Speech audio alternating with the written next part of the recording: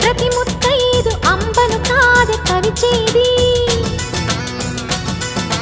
తన మదిలోని కలకలనన్ని అమ్మలకేగ తెలిపేది నెలతలే లేకుంటే దేవుడికి నెలవేది భక్తులే రాకుంటే గుడికి ఇక వెలుగేది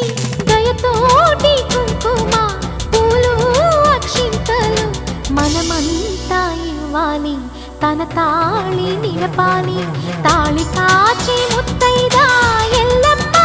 ఎల్లమ్మ పోదామా ఎల్లమ్మ ఉసురు కాచి